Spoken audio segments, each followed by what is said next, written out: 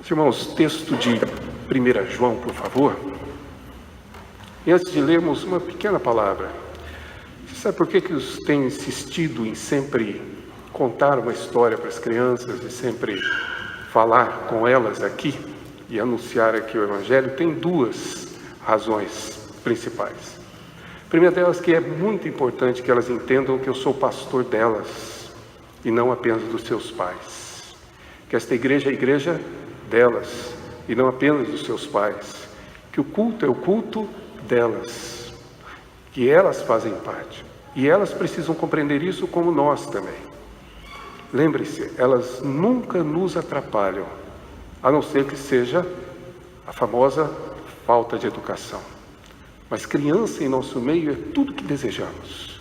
É triste um culto em que você não ouve voz infantil, ainda que seja o choro, do Edson Vinícius. Mas ainda bem, graças a Deus, que ele chora aqui dentro, que é o lugar onde todos devemos estar. A outra razão é muito simples. É que talvez alguns de vocês ainda tenham dificuldade em contar a história de seus filhos, não importa a idade que eles tenham. Pois bem, é simples. A aplicação da Escritura é simples. E pequenas histórias assim têm com certeza um valor e podem ter certeza, elas não esquecem. Essa pequena história elas vão lembrar ainda durante a semana. Quem tem memória ruim somos nós.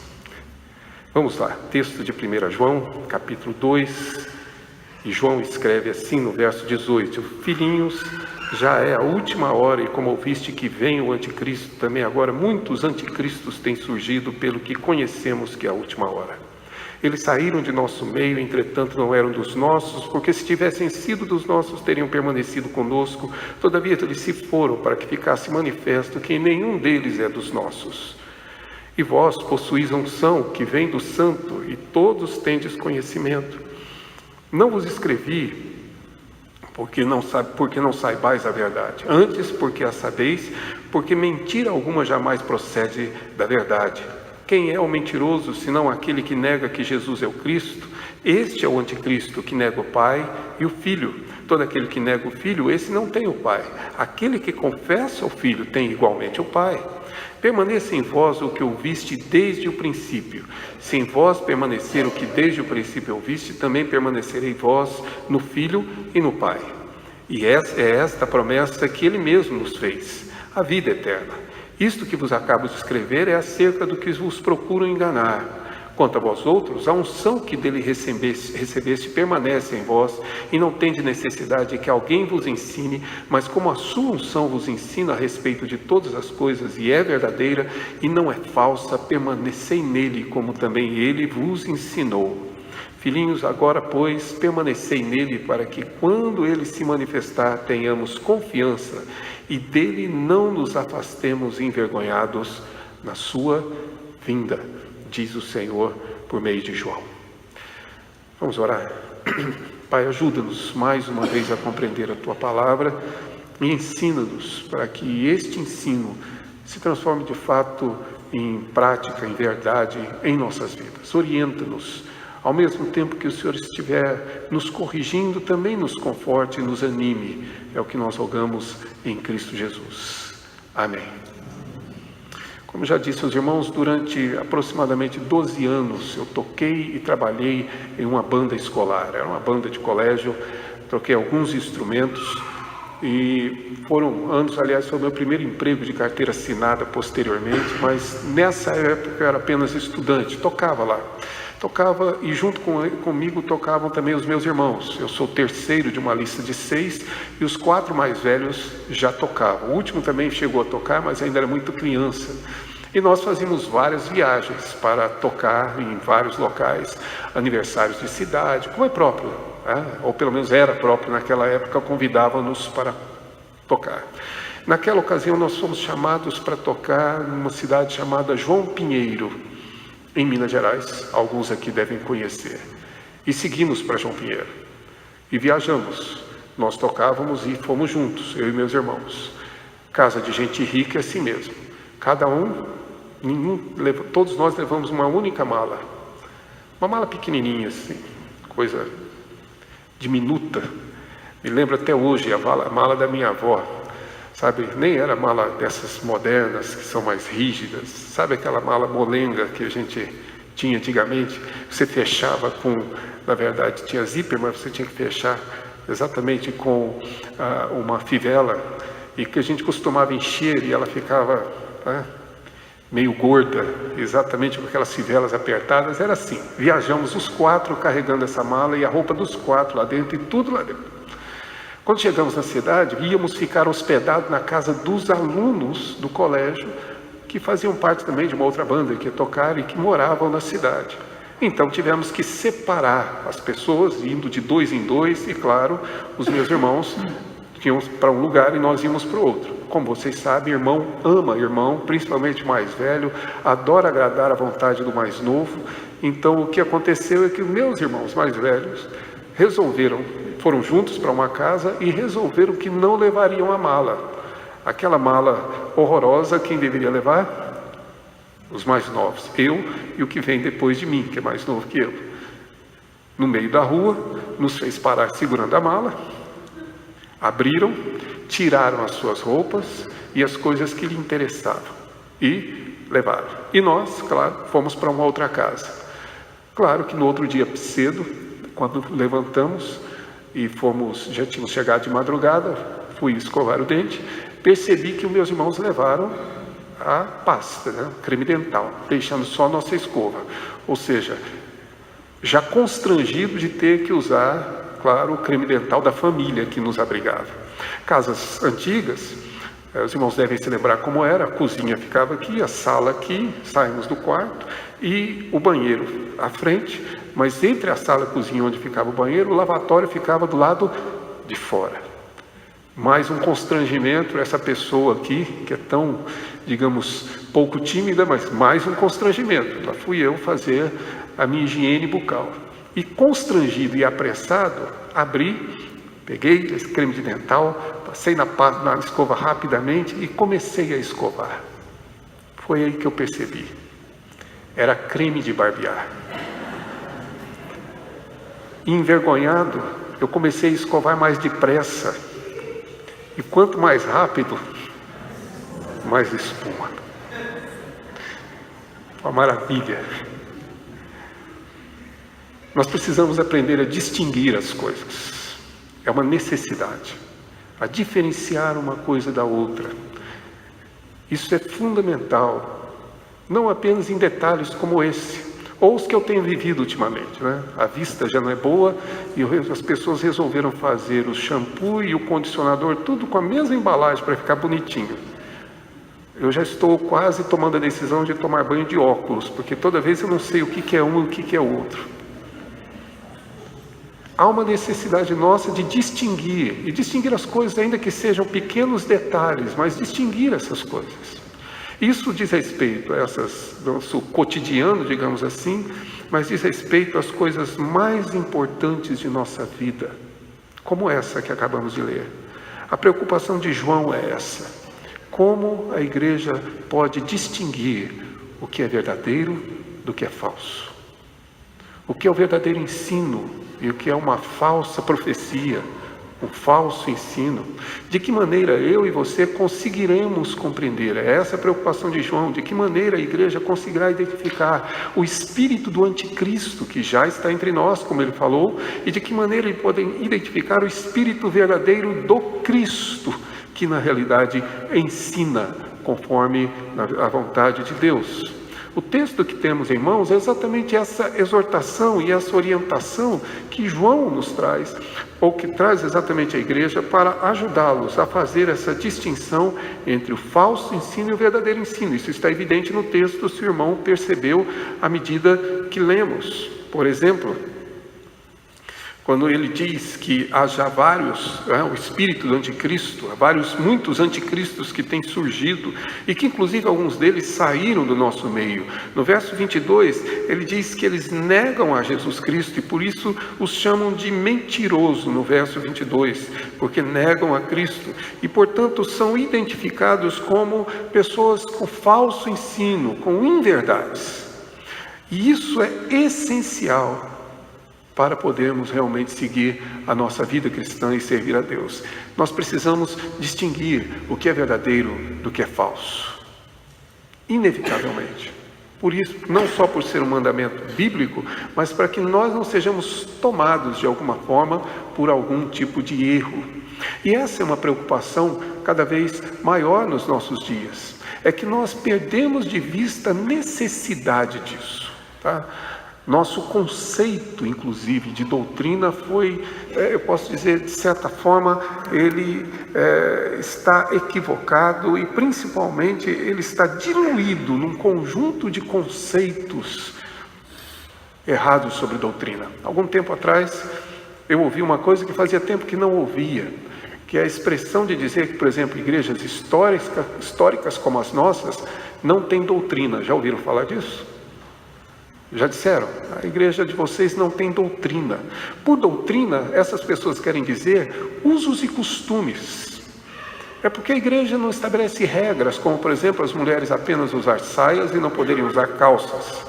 Por exemplo, a das mulheres, na verdade, poderem cortar seus cabelos ou usar joias. Ou dos homens usarem barba ou não usarem barba. Ou de não ser proibido absolutamente que as pessoas tenham algum tipo de tatuagem. Esse tipo de coisa que é uso e costume. E que algumas pessoas identificam regras de usos e costumes como doutrina. E aí afirmam que a igreja não tem doutrina, por incrível que pareça. Mas, por outro lado, já há um conjunto de pessoas que entendem, na verdade, que doutrina é, na realidade, um conjunto de ensinos teóricos, sem relação com o nosso cotidiano e com a nossa vida.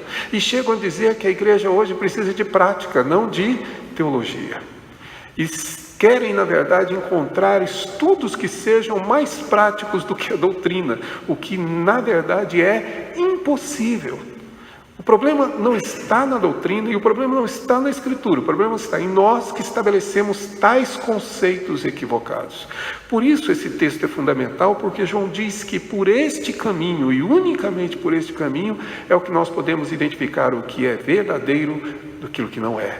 Por verdadeiro é a confissão de Cristo. São as verdades anunciadas por Ele, o próprio Evangelho. Se não, observe, diz o verso de número 24, permaneça em vós o que ouvistes desde o princípio, aquilo que foi anunciado, aquilo que foi pregado, aquilo que foi ensinado, o Evangelho, e principalmente aquilo que os apóstolos ensinaram. Isso é a verdade, porque é inspirado por Deus. Permaneça em vós exatamente isso, ou seja, a verdade. A pergunta é simples: que instrumentos temos nós? E aqui João nos dá dois, que eu gostaria de desafiar os irmãos a perceberem. O primeiro deles, diz ele aí no verso de número 20, vós possuís unção que vem do Santo. Esse é o ponto. E diz no verso 21, não vos escrevi porque não saibais a verdade, antes porque a sabeis, porque mentira alguma jamais procede da verdade. Ou seja, vocês sabem porque vocês receberam unção. Mais uma vez, esbarramos na nossa teologia contemporânea para entender um texto da Escritura. Lembre-se, naquela época não havia preocupação dos escritores bíblicos com relação a essas questões que, de certa forma, são trazidas nos nossos dias. A primeira afirmação de João, e claro aqui, é que unção não é, na verdade, uma espécie de qualificação pós-fé. Não significa que eu e você nos convertemos e depois acontece alguma situação ou algum momento em que nós somos de tal forma ungidos, como se fosse uma espécie de segunda bênção, como se fosse uma espécie de uma ocasião posterior e que distinguisse crentes que não têm unção com crentes que têm unção. É meio que, de certa forma, incerta ou não correta essa afirmação. Até aquela que usamos geralmente para dizer que um determinado pregador tem unção. Sim, mas quem ouve também tem unção. O que o texto está dizendo é que é essa diferença que existe. Vós, todos, sem distinção, recebestes no tempo passado a unção. Todo aquele que crê em Cristo Jesus está ungido. É isso que o texto está dizendo. Não existe uma segunda ocasião, Quando eu e você confessamos a Cristo, quando nós cremos, Deus nos ungiu, Deus nos concedeu essa graça, ou seja, não é outro ato, pelo contrário, não é na verdade uma situação pós-fé, é exatamente a evidência da minha fé. Eu sei que eu creio porque eu recebi a unção, e exatamente essa unção que me ensina, é essa unção que me faz saber. Se não, leia de novo comigo o verso de número 20, e vós possuís a unção que vem do santo, e todos, não apenas algum, todos, tendes conhecimento. O nosso conhecimento da verdade procede exatamente dessa unção que nos foi concedida. A pergunta, claro, que eu e você fazemos, então, afinal de contas, de que unção ele está falando? Verso número 20 deixa claro que é a unção que vem do Santo, ou se preferirem, a unção que vem do Espírito Santo, que é o Espírito da verdade. Que como o Evangelho de João nos ensina, no capítulo 14, verso 17, dizendo que nós o receberíamos, como aqui ele diz que nós recebemos, e quando nós o recebêssemos, ele nos ensinaria toda a verdade, o outro Consolador. Isso está lá em João 14, em João 16 também, a mesma perspectiva nos é anunciada, ele vos ensinará a verdade, ele falará de mim. Portanto, é isso que João está relembrando agora na sua carta, conforme ele escreveu lá no seu Evangelho. Quando eu e você cremos, Jesus na verdade nos concede a unção do Espírito Santo para que nós conheçamos, para que saibamos e para que o Espírito Santo nos ensine, para que ele de fato nos conduza ao conhecimento da verdade, para que por meio dele eu e você consigamos distinguir o que é verdadeiro do que é falso. Mas essa é uma obra do Espírito Santo em nós, o que realmente é extremamente relevante. Em resumo, todos os que creem têm unção, e porque têm unção, sabem a verdade, e por isso permanecem nela, porque receberam a unção, que é o próprio Espírito de Deus, que é o ensino procedente desse Espírito que nos concede o conhecimento da verdade. Ou seja, esta mensagem, ela não será compreendida pelos irmãos por qualquer outra razão. Não é a capacidade retórica do pregador, não é na verdade o seu conhecimento profundo de teologia, não é na realidade a sua capacidade de didática, de explicar e dizer as coisas com clareza, não é na realidade a sua forma criativa de trazer essas mensagens e aplicá-las aos dias de hoje. Os irmãos entenderão essa mensagem porque o Espírito Santo falará com os irmãos, porque é Ele e não o pregador, porque a palavra é compreendida por meio dele. Os irmãos podem até intelectualmente compreenderem tudo aquilo que eu disser, mas isso não terá valor na vida dos irmãos, a não ser que o Espírito de fato fale ao coração dos irmãos. É dele que dependemos. Por isso é que eu creio que isso é tão relevante nos nossos dias, porque nós somos muito impressionados. Nós impressionamos com teologia, nós nos impressionamos com retórica, com oratória, nós nos impressionamos com conhecimento, com erudição. Alguns são tão eruditos que na verdade vocês saem de lá, sem entender nada, mas achando bacana porque a pessoa falou coisas que eu não sabia. E assim mesmo, nós ficamos impressionados com tudo isso, mas veja bem, nenhum de nós, nem eu, nem vocês, dependemos necessariamente desses critérios. Tudo isso são instrumentos que Deus utiliza, são canais utilizados pelo Espírito Santo para nos ensinar, porque quem nos ensina e nos faz saber é o Espírito de Deus. E dele dependemos, todos. Quem prega e quem ouve. Que o Espírito de fato nos ensine. Ou seja, tudo depende absolutamente dele. O segundo elemento que ele anuncia no texto, os irmãos podem ver, verso 24, é aquilo que vós ouviste desde o princípio. Ou seja, aquilo que desde o princípio lhes foi anunciado, aquilo que é verdadeiro. E com essa referência, João está claramente falando acerca da palavra dele, da Escritura, do Evangelho, daquilo que os apóstolos ensinaram, daquilo que nos foi trazido. E mais uma vez isso se reveste de grande importância. Aquilo que ouviste desde o princípio é exatamente aquilo que Cristo anunciou, é o que os apóstolos ensinaram, distinto do falso ensino que vem em nome de Cristo e muitas vezes vem claramente falsificando a mensagem do Evangelho, a ponto de muitas pessoas não conseguirem distinguir uma coisa de outra. Entre os anos de 2010 e 2017, no Brasil, foram criadas pelo menos uma igreja por hora. Uma igreja por hora. Mais de 60 mil. Vocês sabem disso. Desculpe a sinceridade das palavras, mas a gente tropeça em igrejas. Às vezes elas dividem porta uma com a outra. Algumas dividem o mesmo aluguel. Uma funciona de manhã, outra funciona à tarde. Estão juntas. Lá, como diz o bom goiano, no Goiás, que não fala em, fala no, mas lá no Goiás era assim. Eu conheço uma história de uma igreja que tinha 2 pastores, o pastor e a sua esposa, que era pastora, que é já ordenação por Estado Civil. Então estavam lá os 2, e aí eles brigaram, eles se desentenderam e se separaram.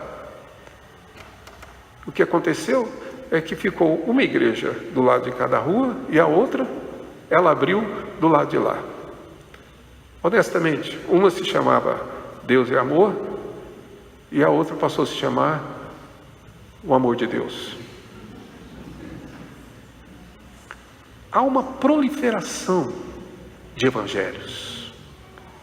Há uma proliferação de igrejas. E veja bem, não estou dizendo que todas elas são falsas. Eu não estou dizendo que só a nossa é verdadeira. Eu estou dizendo que verdadeiro é o Evangelho. Verdadeira é a Escritura. Verdadeira é a doutrina que procede da Escritura. E proliferam-se as mensagens. E muitas pessoas nos acham às vezes radical por dizer o que eu estou acabando de dizer. Existem verdadeiras igrejas, existem falsas igrejas. Como escreveu em certa ocasião um autor, a melhor maneira de se contar uma mentira é dizer uma meia-verdade. Que é exatamente o que nos é trazido, com uma roupagem de evangelho, com uma cara de cristianismo, com um nome de evangélico. E como eu e você vamos saber? A resposta da Escritura é simples. O nosso critério é a palavra.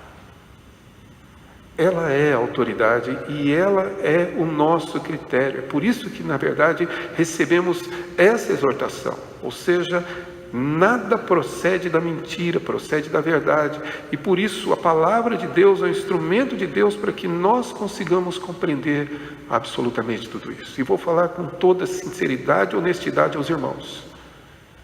Se os irmãos começaram a ouvir inverdades a partir deste púlpito, ou vocês removem o pastor, ou vocês deixem a igreja.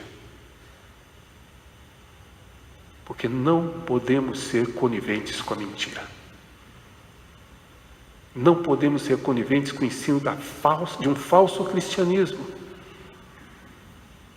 Se porventura, em alguma ocasião, os irmãos ouvirem um ensino que na verdade seja contrário à palavra de Deus, que afronte os princípios elementares da Escritura, só existem essas 2 soluções. A terceira não é solução, é agravamento do problema.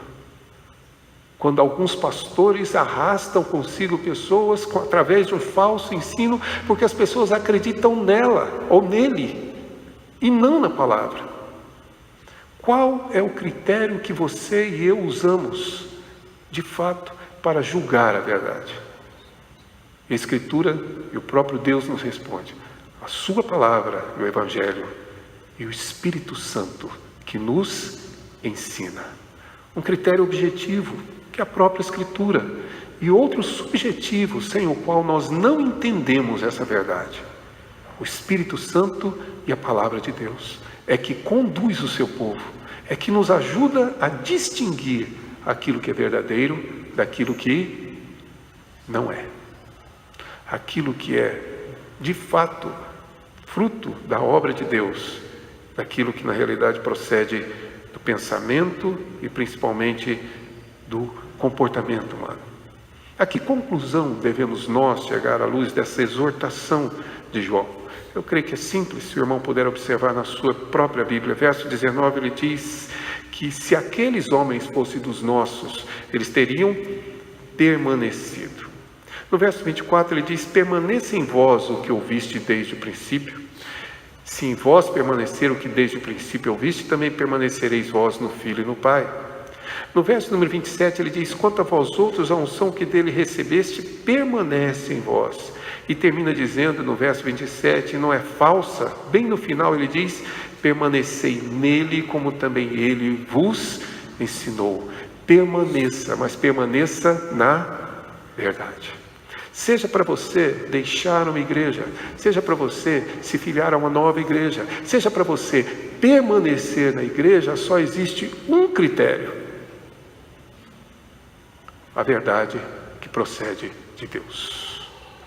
Todos os outros são secundários e dependem deste. Se eu estiver enganado, me corrijam, não retire de mim a parte que me cabe no café logo mais tarde. Mas se eu estiver enganado, me corrijam. Se o nosso critério para essas escolhas não tem sido outro, nessa multidão de religiões, denominações e igrejas que temos, nós na verdade geralmente decidimos por gosto. Em primeiro lugar, é o que eu gosto, a liturgia que me agrada, o ambiente que também me agrada. Na vinda para cá, Eliane me chamou a atenção, eu não consegui ver uma igreja. Ela usou até uma expressão que eu não vou usar, até por respeito. Não foi jocosa, não foi, mas é para não ofender aqueles que frequentam lá. Mas me lembrou daquela ocasião que eu falei para os irmãos, em que eu fui assistir um culto em uma igreja, e quando entrei, a igreja toda pintada de preto, por dentro, por fora, etc.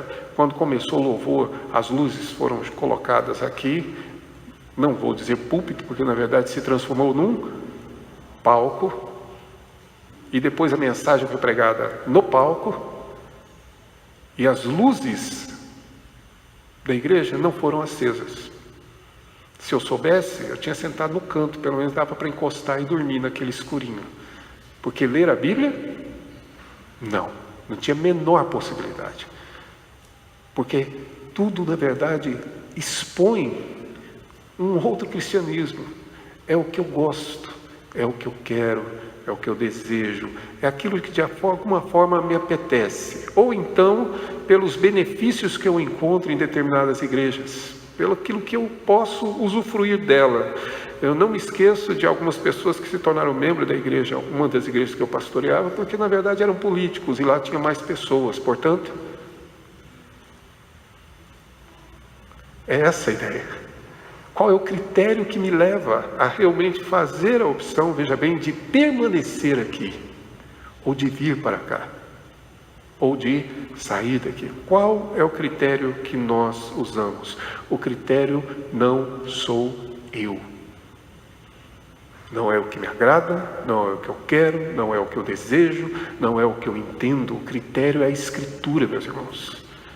E volto a exortar os irmãos, pelo amor que os irmãos têm a Deus, nosso único Senhor, que jamais vocês permaneçam nesta igreja, a não ser que seja por amor à verdade, ministrada pelo Espírito Santo de Deus. Entendam, essa é a grande realidade que vivemos nos nossos dias. Se não for por amor do Evangelho, é melhor de fato não permanecer. Porque nós precisamos aprender pela palavra e pelo Espírito Santo o que é verdadeiro. E esse é o critério que nos faz permanecer neles. Observe 2 detalhes no texto, por favor. É verdade que no verso 27 diz que nós devemos permanecer nele. É uma ordem, permanecer nele, a referência aqui é em Cristo Jesus. Para permanecer em Cristo Jesus, eu preciso permanecer na verdade que existe nele. Agora observe o verso 24, como é interessante ele dizer: permaneça em vós aquilo que ouviste. Não é na realidade eu permanecer, mas aquilo que eu ouvi permanecer em mim. Então não permita que o Evangelho lhe seja tirado, mas aprenda a distinguir o que é verdadeiro do que é falso, para que você não enfrente maiores dificuldades em sua vida. Ame a igreja, mas ame a igreja porque a palavra da verdade é ensinada por meio e pela mediação do Espírito da verdade. Se não for por esse motivo, que Deus tenha misericórdia de nós. Aprenda a distinguir. Eu e Eliane estávamos viajando esta semana e enquanto viajamos, no primeiro dia inclusive, eu tinha uma reunião, saí cedo, ia viajar para uma outra cidade próxima e precisava tomar banho em hotel. Sabe como funciona, né? A primeira coisa que você faz é tirar o óculos. Tirou o óculos, você já vai ter que ir para o banheiro apalpando o caminho, né? Entrei e fui então ligar o chuveiro. 2 torneiras. E cego do jeito que eu estava, qual é a fria? Qual é a quente? Meia hora para descobrir. Porque eu sou muito paciente. Então eu abro uma, fico esperando. Não esquenta o que eu faço. Fecho essa, abro outra. Não funciona. Aí metade das 2. Não funciona. Aí eu abro, começa a ficar mal, eu desligo uma para ver se é frio ou é quente. Não funciona. Sei que é meia hora. Tudo porque eu não consigo distinguir 2 torneiras. Qual será a consequência se eu e você não conseguirmos distinguir a verdade do Evangelho? O que acontecerá na nossa vida se nós não conseguirmos distinguir a verdadeira mensagem que procede de Deus, fiel à Escritura e mediada por esse Espírito?